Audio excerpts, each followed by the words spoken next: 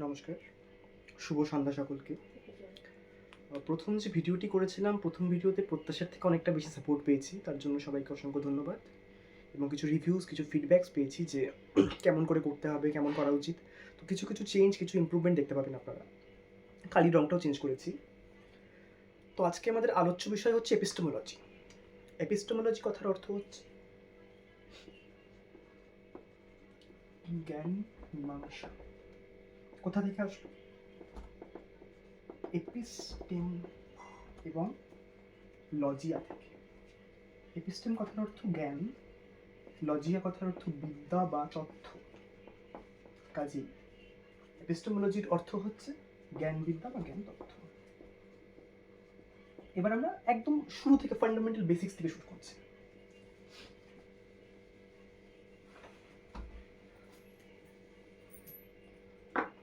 Plato Plato তার Republic গ্রন্থে প্রথম হচ্ছে এপিস্টেমোলজির ব্যাখ্যা দিয়েছিলেন। তো প্লেটোর এই রিপাবলিক গ্রন্থে এপিস্টেমোলজির ব্যাখ্যা দেওয়ার পর আমরা দেখতে পাই যে তার শিষ্য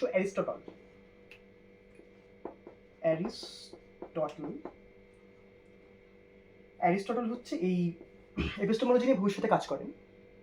তো অ্যারিস্টটলের একটি কোটেশন খুব ইম্পর্টেন্ট আমাদের এপিস্টেমোলজির প্রসঙ্গ বলতে গেলে। অ্যারিস্টটল বলছেন যে all men by nature desire to know। আমাদের আজকের আলোচনার বিষয় হচ্ছে এই টু নো নিয়ে। What to know, how to know. Epistemology হচ্ছে থিওরি অফ নলেজ। এবার এপিস্টেমোলজির আলোচ্য বিষয় কি কি? এপিস্টেমোলজির আলোচ্য বিষয় হচ্ছে নেচার অফ নলেজ অর্থাৎ জ্ঞানের স্বরূপ। সেকেন্ডে হচ্ছে nature obstacles for knowledge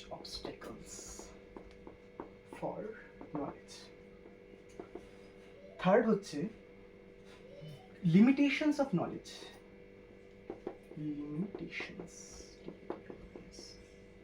and the fourth one is validity। অর্থাৎ থ্রু আউট দ্য এপিস্টেমোলজি আমরা কি কি বিষয়ে কাজ করব? আমরা কাজ করব জ্ঞানের স্বরূপ নিয়ে, আমরা কাজ করব জ্ঞানের বৈধতা, জ্ঞানের সীমাবদ্ধতা, এগুলো নিয়ে। এবার আরেকটা খুব ইম্পর্টেন্ট বিষয় যেটা আমরা মিসকনসেপশন রয়েছে আমাদের মধ্যে, সেটা ক্লিয়ার করবো আজকে, যে what is the difference between, এই কালিটাই কোথায় বেশি সুন্দর লাগছে, what is the difference between believe and faith and knowledge. প্রথমে আমি সংক্ষেপে বলে নিচ্ছি যে এবার এই যে বিষয়টা, যে আমি ধর্মে বিশ্বাস করি, আমি স্বর্গ নরকে বিশ্বাস করি, আমি জাজমেন্ট ডে, কায়ামাত কা দিনে বিশ্বাস করি, এটা হচ্ছে আমার বিশ্বাস বা আমার ফেইথ। এবার এই যে বিশ্বাস বা এই যে বিলিফ, তার সপক্ষে যদি কোনো প্রমাণ না থাকে তখন তাকে বলা হচ্ছে ফেইথ। যেমন জাভেদ আখতার সাহেবের খুব সুন্দর একটা কোটেশন আছে যে any belief which is devoid of logic, reason, rationalism, evidence, experience, that is called faith. তো এবার এই যে বিষয় যে কি হচ্ছে, ডিফারেন্স কোথায় কোথায় পাচ্ছি আমরা? ডিফারেন্স পাচ্ছি বিলিফ, ওপিনিয়ন অ্যান্ড নলেজ। যা কিছু নলেজ সেটা হচ্ছে আলটিমেট ট্রুথ। নলেজ হবে প্রকৃত সত্য এবং তার কিছু ভ্যালিডিটির কিছু প্রমাণ থাকবে, প্রুভেন হবে তার ভ্যালিডিটি। কিন্তু বিলিফ হচ্ছে আস্থা বা বিশ্বাস, যেটা কিনা ব্যক্তিগত। এবার ওপিনিয়নটা কি? ওপিনিয়ন হচ্ছে আমি মনে করি যে ডিসি এবং মার্ভেলের মধ্যে মার্ভেল বেস্ট, এটা আমার ওপিনিয়ন, এর পেছনে কোনো ব্যাখ্যা থাকতে পারে না। মোহনবাগান এবং ইস্ট বেঙ্গলের মধ্যে আমি মনে করি মোহনবাগান শ্রেষ্ঠ, এটা আমার ব্যক্তিগত মতামত। ঠিক যেমনভাবে স্বর্গ নরকের যে কনসেপ্ট সেটা আমার ব্যক্তিগত মতামত, আমি সেগুলো আমার অর্গানস দিয়ে এক্সপিরিয়েন্স করিনি। এগুলোকে বলা হচ্ছে ওপিনিয়ন বা বিলিভ। ওপিনিয়ন এবং বিলিভ আলাদা করলাম। যেটা প্রথম ক্ষেত্রে বললাম যে বিলিভ হচ্ছে কোনো আস্থা বা বিশ্বাস যেটার কোনো পূর্ণতা বা প্রমাণ নেই, আর সেকেন্ড ওয়ান ওপিনিয়ন হচ্ছে আমাদের নিজস্ব ব্যক্তিগত বিশ্বাস, যেটাকে আমরা দুটোর মধ্যে পার্থক্য তৈরি করছি। তো এবার আমরা যাব মেইন বিষয়। তো আমরা পড়লাম যে প্লেটো তার রিপাবলিক গ্রন্থে প্রথম এপিস্টেমোলজি নিয়ে আলোচনা করেছিলেন। তার পরবর্তীতে আমরা দেখতে পেলাম অ্যারিস্টটল এপিস্টেমোলজি নিয়ে বিস্তারে আলোচনা করেছেন। অ্যারিস্টটল বলছেন যে all men by nature desire to know. তো এবার এই যে ডিজায়ার, জ্ঞানের স্বরূপ বা জ্ঞান কিভাবে অ্যাকোয়ার করব, আমরা কিভাবে নলেজ অ্যাকোয়ার করব, তাকে চারটি ভাগে বা চারটি শ্রেণীতে ভাগ করা হচ্ছে। প্রথমটি হচ্ছে এম্পিরিসিজম। এম্পিরিসিজম অভিজ্ঞতাবাদ। Second one is rationalism.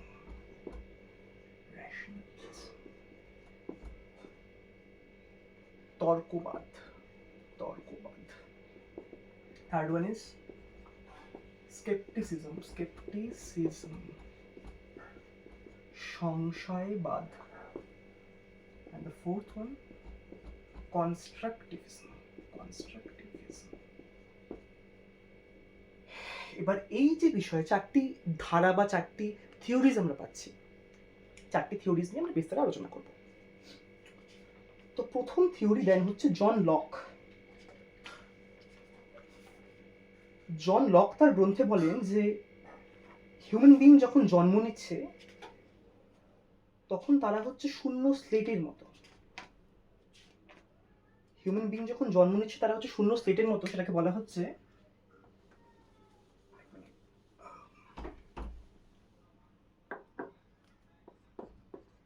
টেবুলা রাসা। এই ওয়ার্ডটা আমি খুঁজে পাচ্ছিলাম না, এর অর্থ হচ্ছে ব্ল্যাঙ্ক স্লেট। তো জন লক বলছেন যে মানুষ যখন জন্ম নিচ্ছে সে হচ্ছে ব্ল্যাঙ্ক স্লেটের মতো শূন্য, এবং বাই দ্য টাইম অভিজ্ঞতা সঞ্চারের মাধ্যমে আমাদের পঞ্চ ইন্দ্রিয়ের দ্বারা আমরা যে সকল অভিজ্ঞতাকে গ্রহণ করি তার মাধ্যমে তার জ্ঞান পরিপূর্ণতা পায়। অর্থাৎ knowledge is acquired by 5 organs. Knowledge is acquired by 5 sensory organs. চার্বাকদের যে ভারতীয় দর্শন অনুযায়ী চার্বাকদের মতামত অনেকটা সেম। চার্বাকরাও বলছে যে যে সকল তথ্য বা যে সকল জ্ঞান, যে সকল বিলিফ পঞ্চ ইন্দ্রিয়ের দ্বারা অনুভূত হতে পারে সেগুলোই হচ্ছে নলেজ বা সেগুলোই সত্য। যেমন চার্বাকরা ঈশ্বর এবং আকাশে বিশ্বাস করেন না, কারণ ঈশ্বর এবং আকাশ দুটি পঞ্চ ইন্দ্রিয়ের দ্বারা অনুভূত হয় না। তো এবার এখানে কিছু কোয়েশ্চেন্স আসছে যে এপিস্টেমোলজির যে প্রথম ভাগ আমরা পড়লাম এম্পিরিসিজমের ক্ষেত্রে কি হলো, এবার আসলেন র্যাশনালিস্টরা। ডেভিড হিউম এবং জন লক বললেন যে টেবুলা রাসা অর্থাৎ ব্ল্যাঙ্ক স্লেটের মতো মানুষ, অভিজ্ঞতার মাধ্যমে সে নলেজ অ্যাকোয়ার করে। এবার আমরা দেখতে পাচ্ছি র্যাশনালিস্টরা আসছেন। র্যাশনালিস্ট রেনে ডেকার্টে সবচেয়ে মুখ্য র্যাশনালিস্ট ডেকার্টে। তো রেনে ডেকার্টে বলছেন যে sensory organs are not reliable all the time. অর্থাৎ আমি বলছি আমার বড্ড শীত করছে,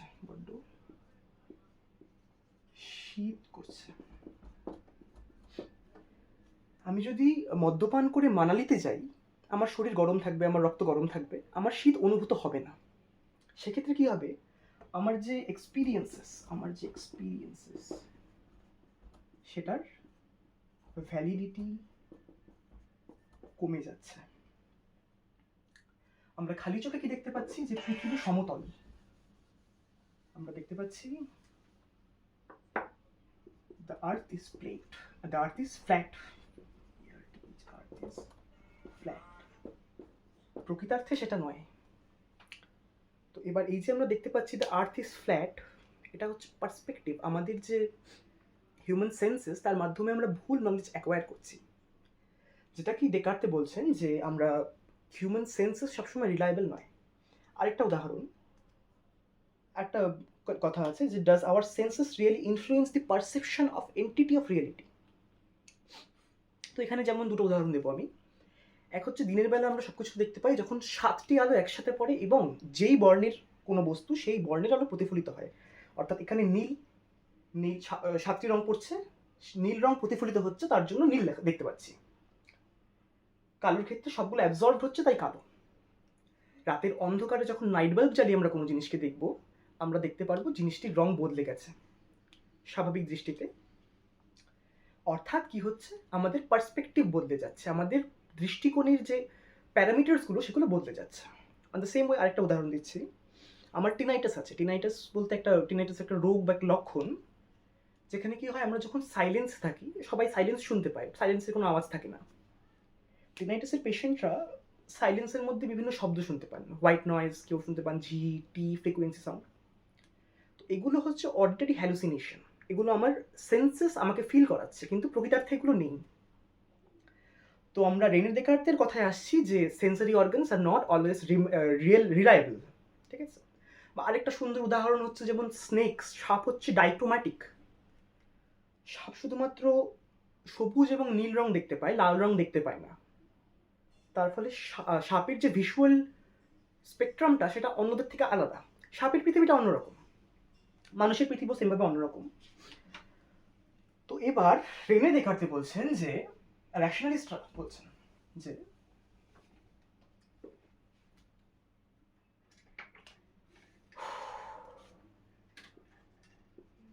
knowledge is only obtained through reason. Knowledge is only obtained through reason. অর্থাৎ আমি যখন জ্ঞান আহরণ করব, আমি যখন কোনো বিলিভ বা কোনো ফেইথকে আমার মধ্যে নেব, শুধুমাত্র বাই কোয়েশ্চেনিং ইট আমি এটাকে বলতে পারবো যে এটা নলেজ কিনা, এটা ট্রু কিনা। যেমন 2+2 4 সব থেকে সুন্দর, সব থেকে সিম্পল উদাহরণ। বা স্কাই ইজ ব্লু, এটা তো এম্পিরিসিজমের উদাহরণ ছিল, এটা ভুল বললাম এখানে। স্কাই ইজ ব্লু এম্পিরিসিজমের উদাহরণ। এম্পিরিসিজমের আরেকটা খুব সুন্দর উদাহরণ আছে, আগুনে হাত দিলে এই উষ্ণতা অনুভূত হয়, অর্থাৎ আমরা বুঝতে পারি যে আগুন উষ্ণ। তো এবার ফিশেস হ্যাভ গিলস, র্যাশনালিজমের কথা, তার্কিকবাদের মাধ্যমে আমরা এই সিদ্ধান্তে আসছি। তো এবার আমরা যখন ড্রব্যাকস পড়ব, ড্রব্যাকস অর্থাৎ ড্রব্যাকসের বাংলা আমি অবগত নই, তো আমি ড্রব্যাকসটা ইংলিশেই রাখছি। ড্রব্যাকসে আমরা দেখতে পারবো এম্পিরিসিজম। এম্পিরিসিজমের মাধ্যমে নিউ নলেজ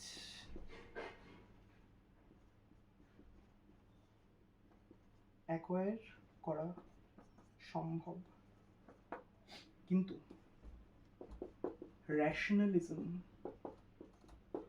র্যাশনালিজমের মাধ্যমে নিউ নলেজ অ্যাকোয়ার করা সম্ভব নয়। তো আমরা দেখতে পাচ্ছি যে খুব বাজে হাতের লেখা লিখছি, আমার অভ্যাস নেই বোর্ডে লিখে, আর একটু নার্ভাসনেসের জন্য হাত কেঁপে যাচ্ছে। যাই হোক, তো এম্পিরিসিজমে কি হচ্ছে, এম্পিরিসিজমে আমরা দেখতে পাচ্ছি যে আমাদের নতুন নলেজ আমরা পাচ্ছি।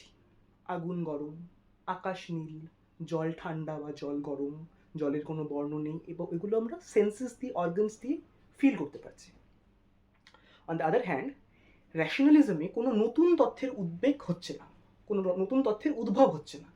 2+2 4, 1+3 5 4, এখানে এর মাধ্যমে আমরা কোনো নতুন তথ্য আনতে পারছি না যে কোয়েশ্চেন করে আমরা নতুন কিছু আনবো। তো এবার আমরা দুটো টপিক পার করলাম। আমরা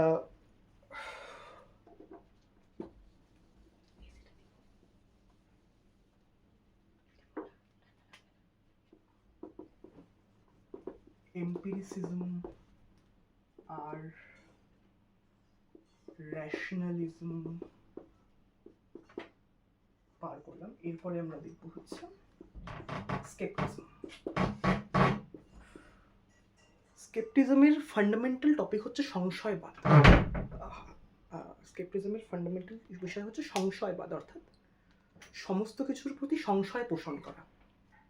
যেমন আমি আগের দিন একটা গল্প বলেছিলাম, অসুর গল্প, যে স্বপ্নে যদি মানুষ প্রজাপতি হতে পারে তবে প্রজাপতি কেন মানুষ হতে পারবে। তো এই ফান্ডামেন্টাল কোয়েশ্চেনটা খুব সহজে উঠে আসছে যে তাহলে আমরা এই যে বেঁচে আছি, আমরা যে এক্সিস্ট করছি, আমাদের যে অস্তিত্ব, এর প্রমাণ কি? আমি তো প্রশ্ন করতে পারি জীবনটা মায়াময় বা জীবনটা ছলনা, একটা ইমাজিনেশন, একটা হ্যালুসিনেশন।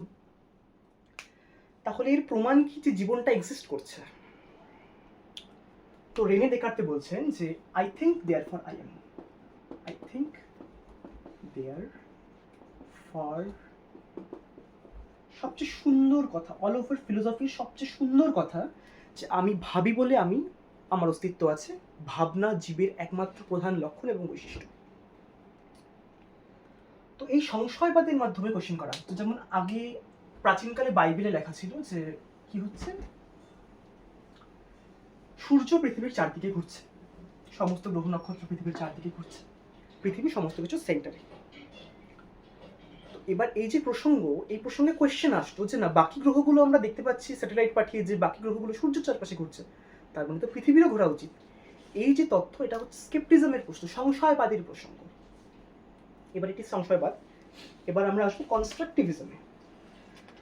না, সংশয়বাদীর প্রসঙ্গে দুটো বিষয় বলা উচিত মাঝখানে। সংশয়বাদের তিনটি ভাগ আছে। প্রথমটা হচ্ছে এপিস্টেমোলজিক্যাল স্কেপটিসিজম, অর্থাৎ জ্ঞানের আধার নিয়ে সংশয় প্রকাশ করা হচ্ছে যেখানে। সেকেন্ড হচ্ছে মোরাল স্কেপটিসিজম, মোরাল স্কেপটিসিজম অর্থাৎ আগের ভিডিওতে যে আমি আলোচনা করেছিলাম যে অপরাধীকে বা খুনিকে ফাঁসি দেওয়া উচিত কিনা, এখানে সংশয় আমরা প্রকাশ করছি, তবে মানুষ ভেদে তার পার্থক্য তৈরি হচ্ছে, তার মতামতের পার্থক্য তৈরি হচ্ছে। এটাকে বলা হচ্ছে moral scepticism. And the last one, religious scepticism, সবচেয়ে সুন্দর বিষয়, রিলিজিয়াস স্কেপটিসিজম। সবার কাছে পাপ পুণ্যের ব্যাখ্যা আলাদা। আমরা যেটা বলেছিলাম যে পাপ পুণ্যের পরিবর্তে আমরা যদি নীতি বা ন্যায় অন্যায় দিয়ে, ন্যায় অন্যায়ের পরিবর্তে যদি আমরা নৈতিক অনৈতিক দিয়ে সমাজকে গড়তে পারি, তাহলে সমাজ অনেক সুন্দর হবে। অন দ্য সেম ওয়ে, প্রতিটি ধর্মের কাছে পাপ পুণ্য এবং জীবনের ব্যাখ্যা আলাদা, তাদের সংশয়গুলো আলাদা। সেগুলোকে প্যারালালি নিয়ে যদি আমরা স্কেপটিসিজমের বাইরে গিয়ে সমাজকে নিউট্রাল ওয়েতে দেখতে পারি, তাহলে পৃথিবীটা অনেক সুন্দর হবে।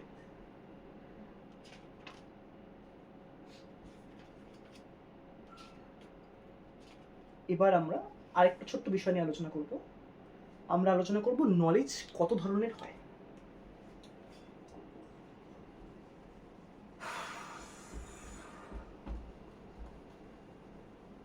কি হচ্ছে, আমি এগুলো প্রথম পড়াচ্ছি, তো আমি সিকোয়েন্সটা ভুলে যাচ্ছি, যার জন্য ডায়েরিটা এখানে রাখা, ডায়েরিটা মাঝে মাঝে দেখতে হচ্ছে সিকোয়েন্সের জন্য। তো হচ্ছে নলেজ ইজ অ্যাটেইন থ্রু, প্রথমটা হচ্ছে প্রপোজিশনাল নলেজ। প্রপোজিশনাল নলেজ অর্থাৎ এই যে 2 + 2 4, 3 + 2 5, আকাশের রং নীল, যেটা ফ্যাক্ট বেসড। প্রপোজিশন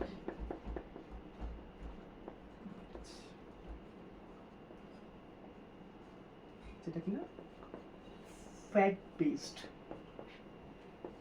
তথ্যের উপর আধারিত, সেটা হচ্ছে প্রপোজিশনাল নলেজ। তার এগেইনস্টে আছে প্র্যাকটিক্যাল নলেজ।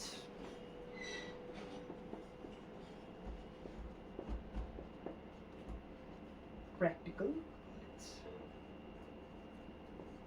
এই যে একবার আমরা হাঁটা শিখছি, সহজাত যে আমাদের প্রক্রিয়াগুলি, আমাদের সহজাত ক্রিয়াগুলি, একবার আমি হাঁটা শিখছি, আমি সারা জীবন হাঁটতে পারছি, আমার কোনো অসুবিধা হচ্ছে না। আমি সাঁতার কাটা শিখছি, আমি কোনোভাবেই জলে ভাসবো, ডুবে যাবো না, ভাসে থাকবো। আমি সাইকেল চালাতে শিখছি, একবার যখন আমি সাইকেল চালানো শিখছি আজীবন আমি সেই সহজাত প্রবৃত্তি বহন করছি। এটাকে বলা হচ্ছে প্র্যাকটিক্যাল নলেজ। এবার প্রথম পর্যায়ে ফিলোসফিতে প্রপোজিশনাল নলেজকে প্রায়োরিটি দেওয়া হতো। তারপর মার্টিন হাইডিগার নামে একজন ফিলোসফার আসলেন। কে আসলেন?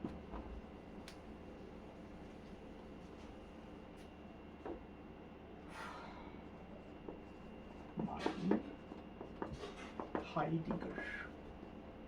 তো মার্টিন হাইডিগার বলছেন যে প্রপোজিশনাল নলেজ যেটা ফ্যাক্ট বেসড তার চেয়ে অনেক বেশি গুরুত্বপূর্ণ প্র্যাকটিক্যাল নলেজ। তাই ফিলোসফিকে হওয়া উচিত প্র্যাকটিক্যাল নলেজ বেসড। তো এবার আমরা এই অংশটা পার করলাম। আমাদের আজকে লাস্ট টপিক কনস্ট্রাকটিভিজম।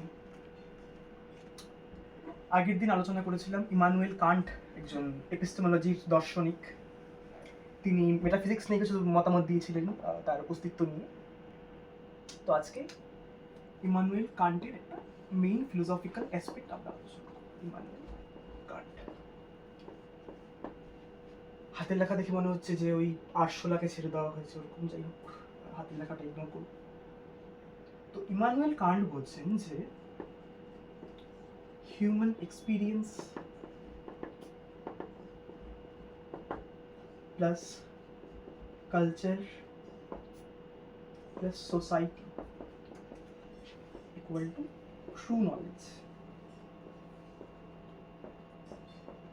এই যে আমরা নলেজ অ্যাকোয়ার করছি, তো ইমানুয়েল কান্ট বলছে যে শুধুমাত্র অভিজ্ঞতা দ্বারা যেমন জ্ঞান আহরণ করা বা নলেজ অ্যাকোয়ার করা সম্ভব না, অন দ্য আদার হ্যান্ড শুধুমাত্র র্যাশনালিটি বা শুধুমাত্র স্কেপটিজম দ্বারা জ্ঞান আহরণ করা সম্ভব না। জ্ঞান আহরণের জন্য আমাদের নিজের মনকে যেমন উন্মুক্ত রাখতে হবে, যেমন প্রথম টার্মস আমরা পড়লাম হিউম্যান এক্সপিরিয়েন্সেস, সমস্ত এক্সপিরিয়েন্সকে নেবার জন্য নিজেকে মুক্ত রাখতে হবে। অন দ্য সেম ওয়ে আমাদের কালচার কি, যেমন আগের দিন বলেছিলাম যে ভারতে এবং ফ্রান্সে পোশাকের যে পার্থক্যতে আমাদের দৃষ্টিকোণ বদলে যায়। সোসাইটির থিঙ্কিং কি, সোসাইটির অ্যাপ্রোচ কি, এই জিনিসগুলোর উপর নলেজ, ট্রু নলেজ বেস করে। তো এবার তারপর ইমানুয়েল কান্টের পর আসছেন, এটা দুটো ভাগ আছে। এক কগনিটিভ নলেজ, দুই হচ্ছে socialised knowledge, social constructivism. Cognitive constructivism, আর একটা হচ্ছে সোশ্যাল কনস্ট্রাকটিভিজম। অর্থাৎ এবার প্রথমটা কে বলেছেন? প্রথমটা বলছেন পিয়াজে। দার্শনিক পিয়াজে বলছেন যে কনজেনাইটিভ অর্থাৎ আমরা কগনিটিভ বললাম। কগনিটিভ অর্থ আমরা বয়সের সঙ্গে সঙ্গে আমাদের অভিজ্ঞতা অ্যাকোয়ার করি, যেমনটা কিনা জন লক বলছেন যে টেবুলা রাসা অর্থাৎ ব্ল্যাঙ্ক স্লেট। তো পিয়াজে বলছেন সেমভাবেই যে ব্ল্যাঙ্ক স্লেটের মধ্যে বয়সের সঙ্গে সঙ্গে অভিজ্ঞতা সঞ্চার হচ্ছে এবং জ্ঞানের বৃদ্ধি হচ্ছে। আর লাস্ট হচ্ছে সোশ্যাল কন্ট্রাকটিভিজম, এটা বলছেন হচ্ছে ভিগোৎসা। ভিগোৎসার ইংলিশ আমি জানি না, আমি বাংলাতে লিখছি ভিগোৎসা। তো এই ভিগোৎসা বলছেন যে আমরা যে নলেজ অ্যাকোয়ার করছি সেটা সোশ্যাল এক্সপেরিমেন্ট বা সোশ্যাল থিওরিজ থেকে আসছে, সোশ্যাল কনস্ট্রাকটিভিজম। তো আজকে আমরা এপিস্টেমোলজি কমপ্লিট করলাম। আমাদের নেক্সট টপিক হবে এথিক্স। এথিক্স হবে আমাদের নেক্সট টপিক। আজকে সাথে থাকবার জন্য ধন্যবাদ। অসংখ্য ধন্যবাদ সবাইকে, শেষ পর্যন্ত যারা এসেছেন তাদের জন্য, এবং যারা সাপোর্ট করেছেন তাদেরকে অসংখ্য ধন্যবাদ। আজকে এখানেই রাখছি, নমস্কার।